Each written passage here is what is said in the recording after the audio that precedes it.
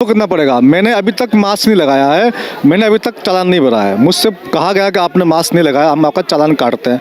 तो मैंने बोला कि ये चालान तो मैं नहीं भरूंगा। ये जो वायरस पूना वाला है, इसने 1,80,000 करोड़ रुपए कमाए 2 साल में। जहाँ लोग जो भूखे मर रहे हैं, वहाँ इसने 2 साल में 1,80,000 करोड़ कमाए हैं।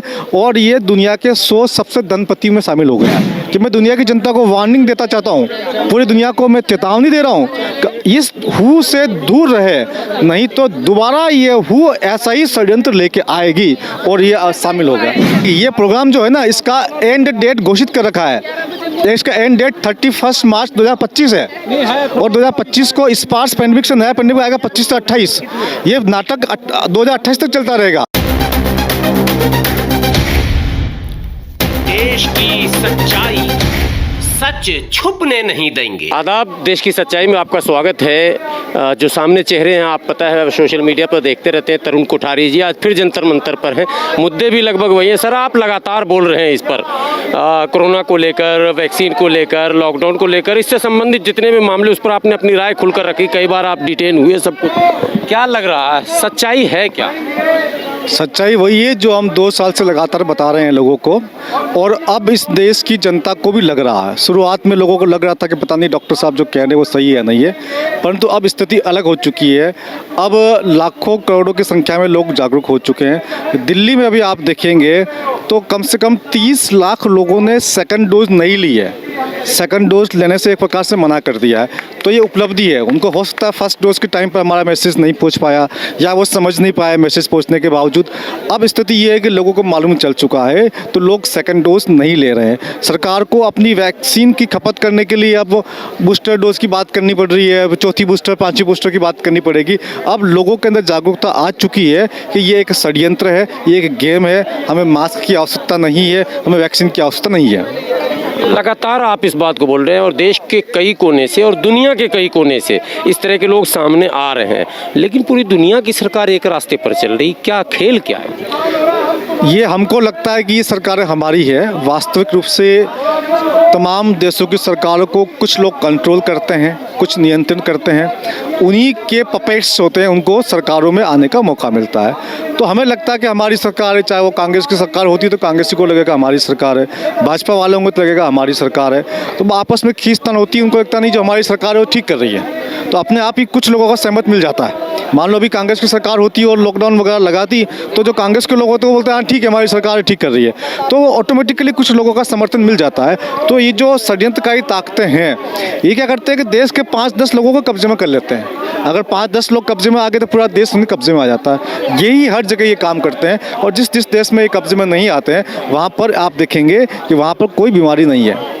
मास्क को लेकर लगातार चालान बन किए जा रहे हैं, धरपकड़ किए जा रहे हैं, पनिशमेंट दिया जा रहा है।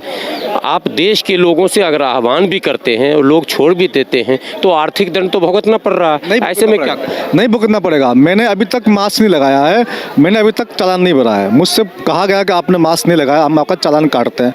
तो मैंने बोला कि ये चालान तो मैं नहीं भरूंगा। अगर मान लीजिए आपका ये नियम है कि आपको ये 500 रुपये का, 2000 रुपये का चालान करना है, तो मैं तो इसको नहीं भरूंगा। अब आपका अगला जो एक्शन है वो ले लीजिए, यही तो होगा ना। आप पुलिस वाले से बोलेगा भाई ये चालान मैं नहीं भरने को तैयार हूँ, तो उनके पास जो भी नेक्स्ट एक्शन होगा लेगा, उनके पास कोई एक्शन नहीं है। वो आपके खिलाफ कुछ नहीं कर सकते। मैंने अभी तक कम से कम 100 बार मेरा सामना हुआ है, 100 बार पुलिस वाले ने मेरा चालान काटा है, लेकिन मैंने उसको पैसा नहीं दिया। उनको मैंने कहा चालान तुम्हारे पास पास रखो। कोई नोटिस वगैरह नहीं आया अभी? किस बात का नोटिस? आप बताइए। आपको पता है कि मास्क स्वैच्छिक है, भारत सरकार ने कहा है। भारत सरकार ने सुप्रीम कोर्ट में कहा है कि मास्क स्वैच्छिक है, आपकी इच्छा हो तो लगाओ, आपकी इच्छा हो तो मत लगाओ। तो मैं तो अपने अधिकार का पालन कर रहा हूँ ना। आप कौन होते करने वाले कि आप मास्क लगाइए? तो जो चालान जो कट रहा है, जो लोग जमा करा रहे हैं, उनको भी सरकारों को पैसे वापस करने पड़ेंगे। आज नहीं तो कल सरकारों को उनके पैसे वापस करने पड़ेंगे। अब तक कोई मुकदमा आप पर दर्ज हुआ? आप इतने खुलकर इतने दिनों से बोल रहे हैं। हाँ, मेरे ऊपर एक बार FIR जरूर हुई थी, लेकिन अभी तक उस FIR को मेरे ख्याल से 8-9 महीने हो गए हैं, तो आगे कुछ प्रोसीड नहीं हुआ है। तो ठीक है, ये तो सरकार को जो काम करना करे, सत्य सामने आएगा। अगर हम सत्य बोल रहे हैं, झूठ बोल रहे हैं, जब केस चलेगा तो हम जज को बताएंगे सत्य क्या है। जब क्या क्या तर्क आप पेश करते हैं आम जनों को, आप सही मतलब जैसे डिफाइन करने कहा जाए कि भाई आप कहते हैं ये नहीं है, ये षड्यंत्र है, ये षड्यंत्र, आप कैसे प्रूफ करते हैं? अपने आप में प्रूफ है। सरकार कह रही है कि मास्क वॉलंटरी है, ये केंद्र सरकार कह रही है। कहाँ कह रही है? ये सुप्रीम कोर्ट में एफिडेविट दे रही है। इसका मतलब समझते हैं आप? स्वच्छ के आपको लगता है तो लगाओ, लेकिन नहीं लगाने पर 2000 रुपये का चालान था। पहले अब 500 का हो गया, कहीं पर ज़्यादा भी था, कम भी था। तो अपने आप में कंट्रोवर्सी हो रही ना। सरकार कह रही है कि वैक्सीन स्वैच्छिक है, आपकी इच्छा हो तो लगाओ, आपकी इच्छा नहीं हो तो मत लगाओ। लेकिन यदि आपने वैक्सीन नहीं लगवाया तो आप मॉल में नहीं जा सकते हैं, आप पिक्चर हॉल में नहीं जा सकते हैं, आप ट्रेन में नहीं बैठ सकते हैं, हवाई यात्रा नहीं कर सकते। तो सरकार पिछले घेर रही है, इनडायरेक्टली घेर रही है। तो इसका मतलब क्या हुआ?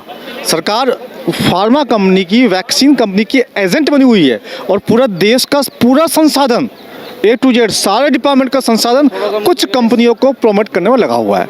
ये जो वायरस पुणे वाला है, इसने 1,80,000 करोड़ रुपए कमाए 2 साल में। जहाँ लोग जो भूखे मर रहे हैं, वहाँ इसने 2 साल में 1,80,000 करोड़ कमाए हैं और ये दुनिया के 100 सबसे धनपति में शामिल हो गया है। तो आप देखिए ना किस तरह की बातें हो रही है। ये सरकारें जो है कुछ लोगों के लिए काम कर रही है, आम जनता के लिए काम नहीं कर रही है। मैं एक पार्टी की बात नहीं कर रहा हूँ, चाहे केंद्र में बीजेपी की हो, तो राजस्थान के अंदर आप देखिए तो कांग्रेस की है। दिल्ली में हमने दिल्ली सचिवालय पर धरना दिया था, आपको जानकारी में होगा, तो वहाँ पर आम आदमी पार्टी की सरकार है। हमने लगभग सब सरकारों को संदेश दिया है, सब सरकारों को हमने कहने की कोशिश की है। इस तरह के मैटर में सारी पार्टियां और सारी सरकारें एक सुर में कैसे आती हैं? सारा मामला फंड का है, बाहर से फंड आ रहा होगा इनके पास में। मैं कहता हूं कि इनके समस्त पॉलिटिकल पार्टी के अकाउंट की जांच की जाए कि पिछले 2 साल में बाहर से कितना कितना फंड आया और किस किस ने दिया। उस फंड की रिसोर्स जब देखेंगे तो वो इस घोटाले के षड्यंत्र में शामिल होंगे। सब कुछ है। WHO पर क्या आपका यहाँ से मतलब ये जो हु है, ये जो हु संस्था है, एक बार जो पेंडेमिक की बात चली थी, स्वाइन फ्लू पेंडेमिक की 2009 के अंदर, WHO को बड़ा अच्छा नाम आपने दिया, हु। हाँ ठीक है। हाँ, नहीं वो फिर आपका वीडियो उड़ जाएगा ना, इसलिए मैं थोड़ा सा ध्यान रख रहा हूँ। ये जो हु है, इस हु के खिलाफ जांच बैठी थी। इसने 2009 के अंदर स्वाइन फ्लू को पेंडेमिक घोषित किया था और 9 से लेकर के 11-12 तक ये 3-4 साल पेंडेमिक चला था। उसके बाद में इसकी जांच हुई कि पेंडेमिक था नहीं था। एक संस्था है PACE, parliamentary affairs committee of Europe. ये पूरा यूरोप की कमेटी है, उसने जांच की। उनका अध्यक्ष था वोडगर्ग। उसने जांच करके जब पूरा मामला निकाला तो उसने एक लाइन में लिखा, there was no pandemic. Pandemic था ही नहीं। WHO ने वैज्ञानिकों के साथ मिल करके, फार्मा कंपनी के साथ मिल करके 60 गांठ रच के पेंडेमिक का नाटक खेला और साथ में उसने दुनिया की जनता को वार्निंग दी कि मैं दुनिया की जनता को वार्निंग देता चाहता हूँ, पूरी दुनिया को मैं चेतावनी दे रहा हूँ, इस हु से दूर रहे, नहीं तो दोबारा ये हु ऐसा ही षड्यंत्र लेके आएगी। और ये शामिल हो गया और ये हो गया आपके सामने। ये दोस्त, ये आपके 10-12 साल फिर लिया है। मैं आज फिर कह रहा हूँ, देश की जनता से, देश के नेताओं से और IAS लॉबी से कहना चाहता हूँ, इस हु से खुद को दूर कर ले। हो सकता है ये धीरे धीरे कम कर दे, लेकिन अगर आपने खुद को दूर नहीं किया तो कुछ दिन बाद फिर लेके आएंगे। कुल मिलाकर इस खेल में हु का बड़ा रोल है। हाँ, इस खेल में बहुत सारे लोग हैं, हु का तो रोल है ही है, बगैर हु से रोल, मतलब इसमें बहुत सारे षड्यंत्रकारी ताकतें हैं, हु भी एक है उसमें से। अब आपको संतोष है कि कुछ संदेश आपका फैल रहा, लोग नहीं, ये चीज़ें चलती रहेगी। ये प्रोग्राम जो है ना, इसका एंड डेट घोषित कर रखा है।